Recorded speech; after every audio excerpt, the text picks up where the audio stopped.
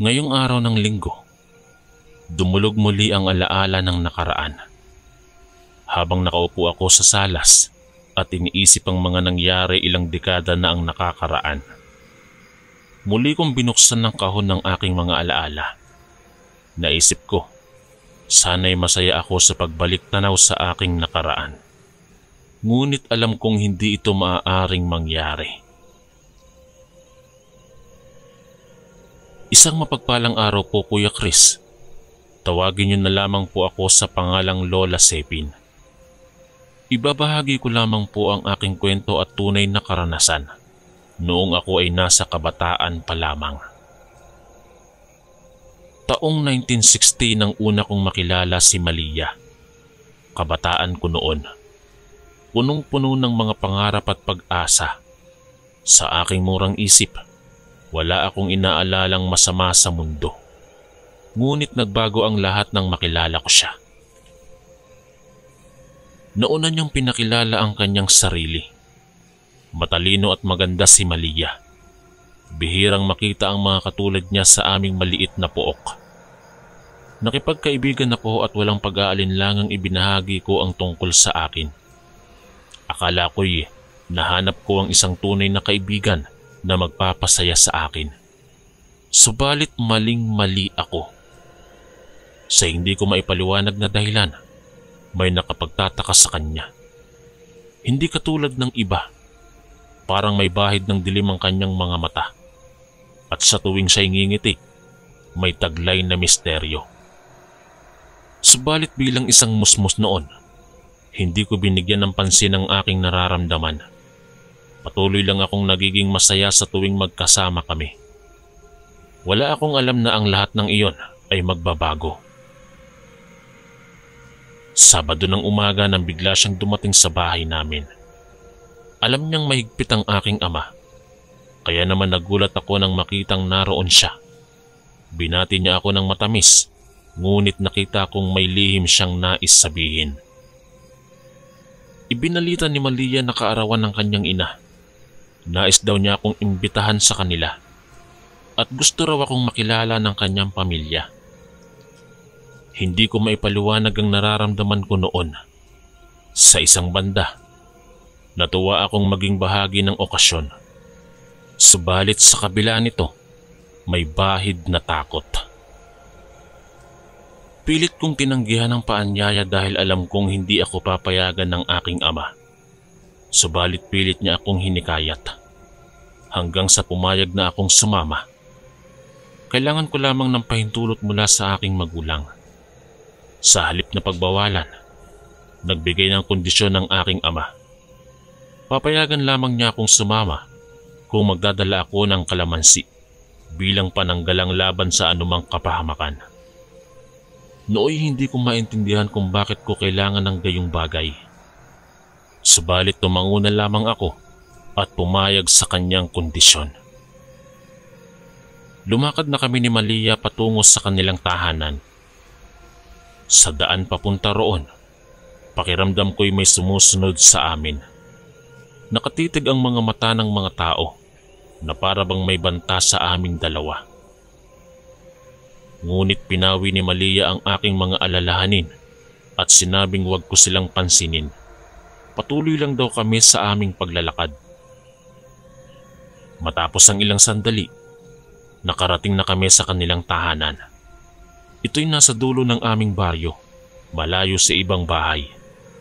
Sa labas, may mga bagay na nakasabit ngunit hindi ko mawari kung ano yon. Pumasok kami sa loob ng bahay at doon ko unang naramdaman ang pangamba. Isang mamantika at mabahong amoy ang sumalubong sa aking ilong na para bang may nabubulok na karne sa loob. Nilabanan ko ang pagkahilo at ipinagpatuloy ang pagpasok. Doon ko unang nakita ang ina ni Malia. May malalim at mapanghusgang titig na para bang sinusuri ang bawat galaw ko. Kinabahan ako ngunit pinilit kong ngumiti. Ipinakilala ni Malia ang kanyang ina at nagmano ako ng maayos. Inutusan kami nitong pumunta na sa kusina at doon maghintay habang hinahanda ang pagkain. Umalis siya sandali at naiwan kaming dalawa ni Malia. Nag-usap kami habang naghihintay ngunit pakiramdam ko'y may mali. Naamoy kong muli ang mabahong amoy na tila nanggagaling sa kusina. Bumalik si Malia at dinala ako roon upang kumain. Habang papalapit kami, lalong tumitindi ang amoy na para bang may bulok na karne. Nilapitan ko ang mesa at doon ko nakita ang pinggan ng pagkain para sa akin. Napansin kong kulay itim at may plema ito na para bang nilalangaw na. Sumilip ako sa paligid at nakita ko ang maraming uod na gumagapang sa sahig. Napuno ako ng takot ngunit pilit kong nilunok ang nerbiyos. Iniisip ko kung paano ko maaaring gamitin ang dalang kalamansi upang protektahan ang aking sarili. Sa wakas, dumating ang pagkakataong mag-isa ako sandali sa kusina. Kinuha ko ang kalamansi at dahan-dahang hiniwa gamit ang kanilang kutsilyo.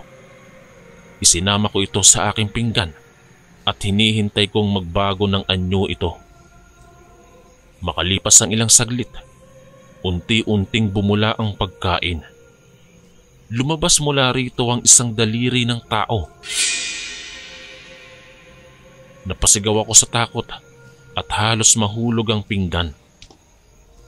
Narinig ako ni Malia at dali-dali siyang pumasok. Itinago ko ang aking pagkain at nagpanggap na nakakita lang ako ng ipis. Subalit alam kong malapit na nilang malaman ang aking natuklasan. Tinawag si Malia ng kanyang ina at inutusang lumabas sandali. Yun ang pagkakataong kong makatakas. Dali-dali akong tumakbo at patungo sa pintuan. Subalit bago ako makalabas, napatingin ako sa bintana.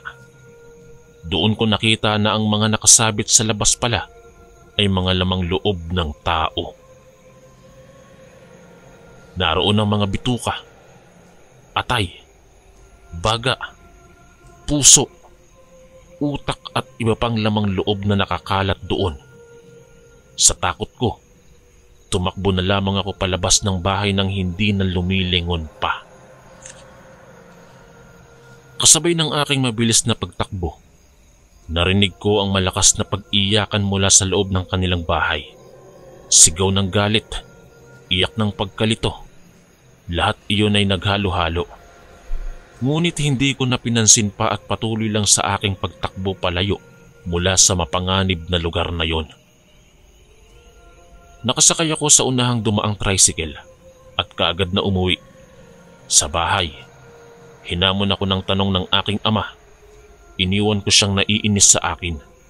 Ngunit mas pipiliin ko na iyon kaysa bumalik sa tahanan nila Malia. Matapos ang halos 70 taon, muli kong binuksan ang aking nakaraan. Kahit gusto kong kalimutan ang lahat ng yon, hindi ko makaya. Tanging ang panahon na lang ang makakapagpalungkot sa aking mga alaala. Kagabi, muling bumalik ang mga alaala. Sa panaginip ay nakita kong muli ang dilim ng gabi at ang malalim na kalawang ng mga mata ni Malia. Alam kong hindi ito panaginip lamang. Isa itong pagbabalik ng nakaraan. Naalala kong muli ang takot at pagkabigla ng gabing yon. Ang gabing sinubukang kainin ng mga halimaw. Magdamag na kaming nagdidiwang sa bahay ni Malia. Habang tumatagal ang gabi, lalong nagbabago ang anyo ng kanyang ina. Sa ilalim ng liwanag ng buwan, nakita kong unti-unting lumitaw ang matatalim niyang ngipin. Napakaitim at makakapal na buhok nitong para na bang balahibo. Habang ako'y naguguluhan, waring wala itong nakikitang kakaiba sa sarili. Tumingin sa akin si Malia sabay ngisi. Sa dilim, nakita ko ang kanyang mga mata na para bang nagliliyab. Ipinikit at binuksan ko ang aking mga mata. Subalit pareho pa rin ang tumambad sa paningin ko. Ang kaibigan ko ay nag-iiba na at sa loob-looban ko'y alam kong hindi na sila tao. Sepin, Bakit ka natutuliro dyan? Halika't kumain na tayo. Ang sasarap ng niluto ng nanay ko. Anito sa akin habang ngumingisi ng pahamak. Sa tono lamang niya ay alam kong may lihim siyang balak sa akin. Tumayo na ang kanyang ina at pumunta sa kusina. Sumunod kami ni Malia. Pagpasok ay muling sumalubong ang mabahong amoy na para bang may nabubulok na lamang loob. Naku, Sepin, sorry sa baho Nagluluto kasi si nanay sabi ni Malia habang nakangiti. Sa lamesa, ilang pinggan lamang ang nilatag. Kitang-kita ko ang itim na nilalangaw na pagkain. Sa gilid ng mesa, may malaki ring lalagyan na puno ng uod at manggots. Sinubukan kong maging masaya at kalimutan ang aking ligalig. Subalit hindi ko mapigilang mangilabot sa bahay nila. Sa sulok ng kusina ay nakatambak ang mga butot balat ng patay na hayop. May mga nakabitin ding mga lamang loob sa may dingding at pati na rin sa kisame. Mga atay, baga, bituka, puso't utak na nakaarangkada at nakakalat. Lahat ay may bahid ng apoy at pasok. Sa pagkabigla ko, napatingin ako kay Malia. Tumatawa lamang ito habang naghahain ng pagkain. Aba Sepin, bakit natutulala ka dyan? Halika na't bulalasin mo na ang lahat. Masarap to. Huwag ka nang mahiya. Anito sa akin habang nakangiti. Sa diwa ko ay puno ng gulat at takot. Hindi ko alam ang isasagot. Maya-maya pa, inalok ako ng inumin ng kanyang ina. Kumunot ang noo nito at may ngiting nakakatakot. Malamig ang tingin nito sa akin at tila ba may panghihinayang.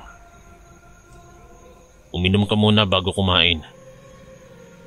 Nito, habang inabot sa akin ang basong may kulay pula na inumin. Pinilit kong ngumiti at sinubukan kong lunukin.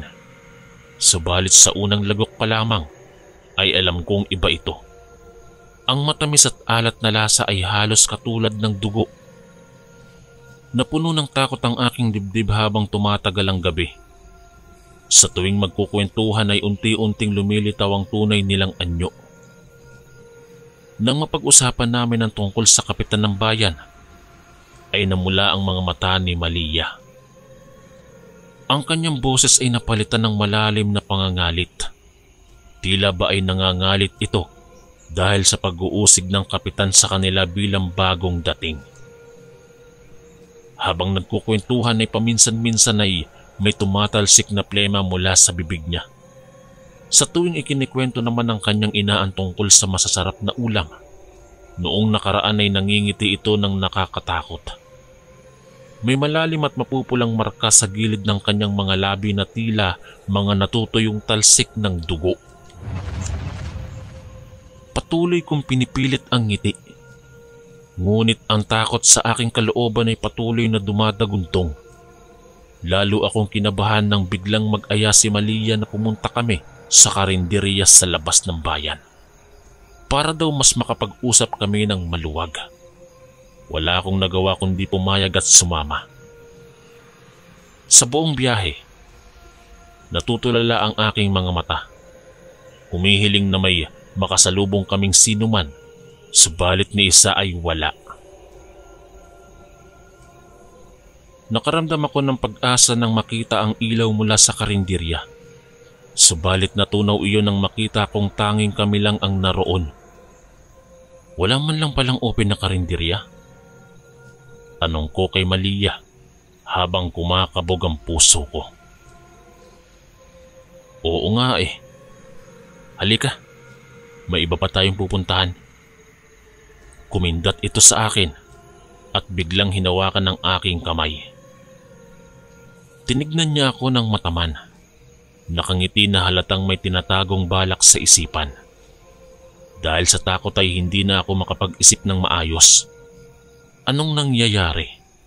Ano ang balak nito sa akin? Marahil ay hindi na ako makakauwi pa.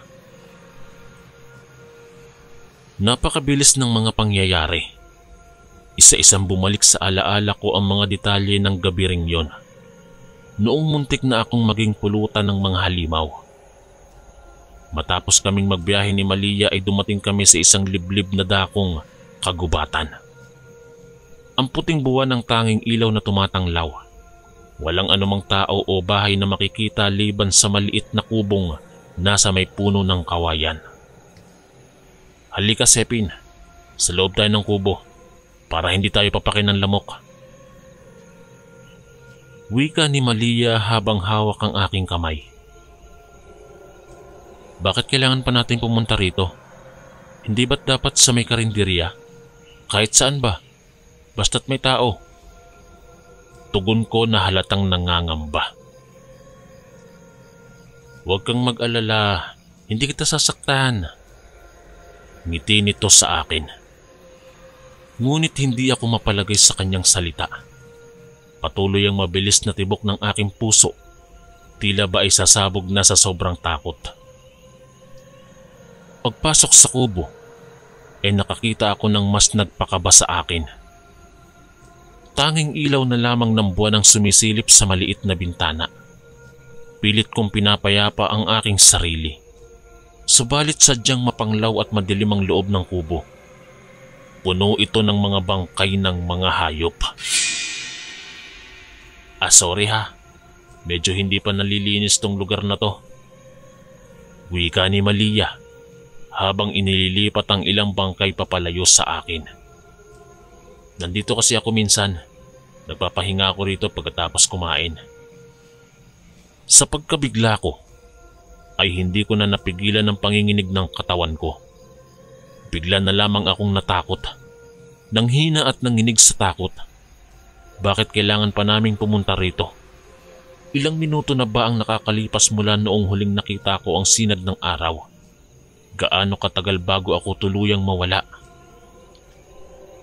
Nang makita ni Malia na takot ako ay agad niyang hinawakan ng aking balikat. Huwag kang matakot ha. Wala kang dapat ikatakot dito sa tabi ko. Subalit wala na akong narinig. Sa sobrang takot ay tanging ang malakas na kabog ng dibdib ko na lamang ang pumupuno sa aking pandinig. Hindi ko napigilan ng luha ko. Lumuhod ako at nagsimulang humagulgol. Kuya, patawarin mo ako. Patawarin mo ako sa hindi pagsunod. Kuya, gusto ko na umuwi kuya. Wika ko na tila bata muling humihingi ng tulong. Nang marinig ni Malia ang pagsamo ko, ay unti-unting nagbago ang anyo nito. Lumitaw ang mahahaba nitong ngipin, kasabay ng matatalim na kuko.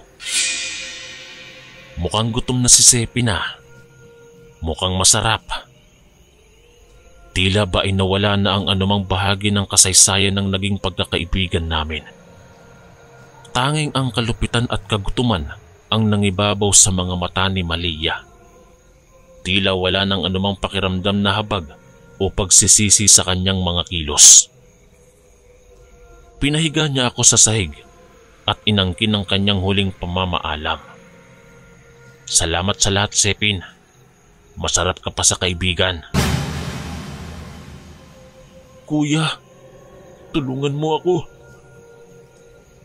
Pagmamakaawa ko sa gitna ng mga hikbi, kahit na alam kong walang tumutugon. Ginawa ko ang lahat upang mailigtas ang aking kaluluwa. Subalit bakit ganito kadali para sa kanya? Dati kong pinagkakatiwalaan at inaasahang kaibigan si Malia. Pero sa puntong ito, ako na ang susunod na kakatayin at susunugin. Walang anumang bakas na pagsisisi sa kanyang mukha. Wala na ngang kaibigan. Wala na ring awa at habag. Nanatiling kalmado ang mukha ni Malia habang sinasarahan ng mga pinto upang hindi ako makatakas. Huwag kang mag-alala. Mababaw lang ito. Hindi mo mararamdaman. paa nito habang hinahawakan ng dahan-dahan ng aking liig. Wala na akong ginawa kundi ang manalangin habang unti-unting dumidilim ang paningin ko. Sa isip ko'y napapatanong, bakit kailangang humantong sa ganito? Gaano karaming tao na ang biktima ng mga halimaw na ito?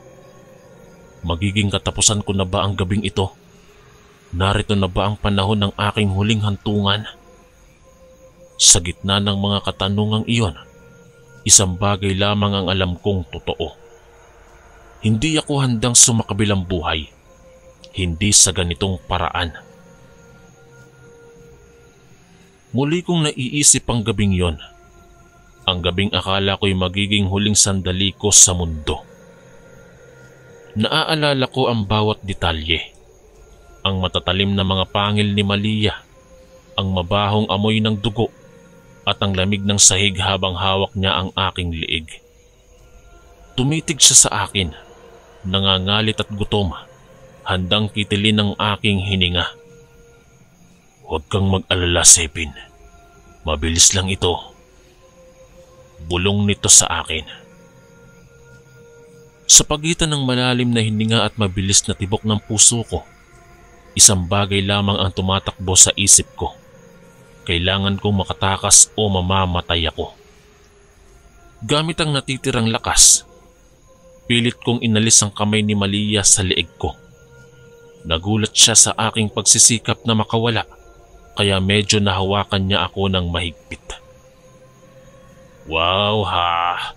Mukhang may lakas ka pa pala, Sepin. Sige, subukan mong makawala. Pang-aasar niya habang mas lalo pang hinihigpitan ng pagkakahawak sa leeg ko. Sa kabila ng hirap ng paghinga, patuloy kong pinagpipilitang makawala. Sa wakas ay natakot na si Malia na baka makaalis talaga ako, kaya inalis niyang pansamantala ang kamay niya. Ito na ang sandali. Gamit ang natitirang lakas, tumayo ako at tumakbo papalabas ng kubo. Naririnig ko ang pagsigaw ni Malia, nangangalit at nanghihinayang. Ngunit patuloy lang akong tumakbo ng mabilis at hindi tumitingin at lumilingon man lang. Mabilis kong tinakbo ang daan pabalik sa bayan. Sa kabila ng hirap sa paghinga at pananakit ng mga binti, pinilit kong magpatuloy. Alam kong kapag tumigil ako kahit sandali, ay mahuhuli niya ako. At kapag nangyari yon, tiyak na hindi na ako makakauwi pang buhay. Sa pagtakbo, naalala ko bigla ang mga salita ng aking kuya noong bata pa ako. Kapag naligaw ka o natakot, manalangin ka lang ng Ave Maria. At kapag naririnig mo ang sagot, alam mong may nakikinig sa'yo. Kahit hindi ako sigurado kung may makakarinig sa akin, ay ipinagpatuloy ko ang pananalangin habang tumatakbo. Sa bawat paa, bawat hakbang, patuloy ang pag-asa kong may tutulong sa akin. Nang marating ko ang daan papuntang bayan, sumakay agad ako sa unang dumaang tricycle. Tiningnan ko ang likuran at nagpasalamat ng walang Malia na sumusunod. Subalit kahit nakauwi na ako, hindi pa rin humuhupa ang takot na nararamdaman ko. Natatakot akong bumalik si Malia para gantihan ako o ang kanyang ina o sino mang kamag-anak nilang halimaw. Kaya nang makauwi, kaagad akong tumakbo sa kuya ko. Niyakap ko siya ng mahigpit, humihingi ng proteksyon mula sa mga hayop na iyon. Ipinaliwanag ko ang lahat, ang mga ngiti ni Malia, ang mabahong pagkain, ang madilim na kubo, ang matatalim niyang ngipin. Agad naman akong naintindihan ni kuya. Nangako siyang hinding-hindi na niya ako pababalikin doon at mas lalong hindi niya ako papayagang lumapit o makipagkaibigan muli kina Malia kahit kailan. Matapos ang halos 70 taon, kahit marami nang nakalimot, nananatiling buhay ang alaala ng takot. Sa tuwing may naririnig akong kwento ng mga nawawalang tao, nag-aalala ako kung baka nahulog sila sa kamay ng mga gaya nila Malia. Sana ay walang sino mang maranasan ng aking karanasan noong gabing yon. Ang gabing halos masawi ang aking buhay.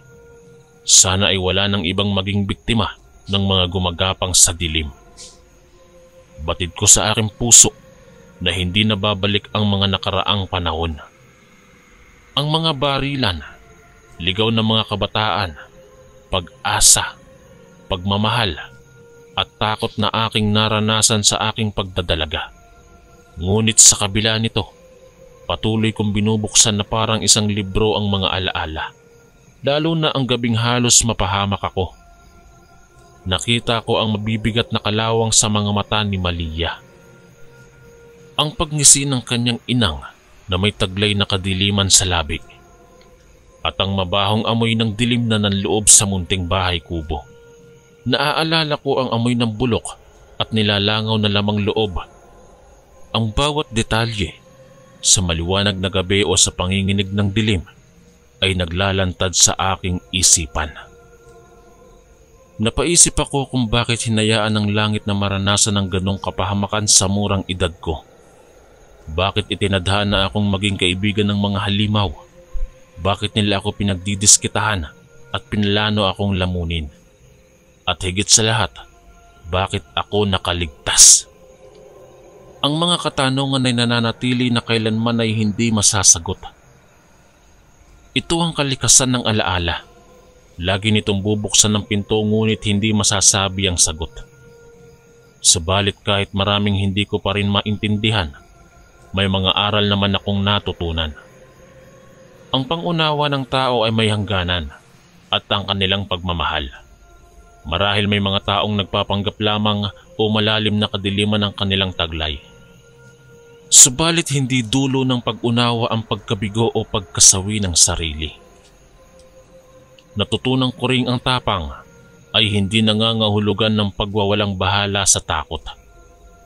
Ang tunay na tapang ay nananatiling malumanay, kahit na ang tuhod ay nanginginig o puso'y mabilis man na tumitibok.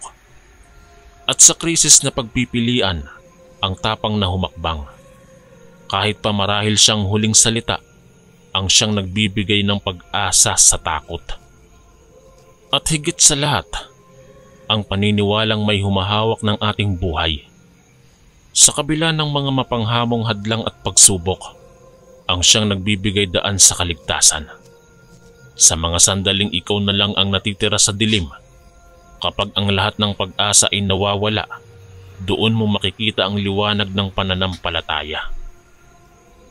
Sapat na sa akin na maalala ang aral na dulot nito. Natutunan kong maging mapanuri sa paligid. Magkaroon ng tapang sa panahon ng kagipitan at pananampalataya sa harap ng mga hadlang. Sa ngayon, sa pagbabalik ng alaala ni Malia at ng gabing yon, ay panibagong pagkakataong magpasalamat. Nagpapasalamat ako sa ikalawang buhay na ipinagkaloob. At mas higit sa lahat, nagpapasalamat ako sa tagapagligtas na siyang humawak sa akin ng mga sandaling yon. Kung hindi dahil sa kanya, wala na ako rito. Malamang ay isa na akong alaala rin, tulad ng iba pang biktima ni Malia sa mga nakaraang panahon. At nang dahil sa kanya, buhay pa ako. At kahit anong subok pa ang dumating, mananatiling bukas ang pinto ng pag-asa at liwanag.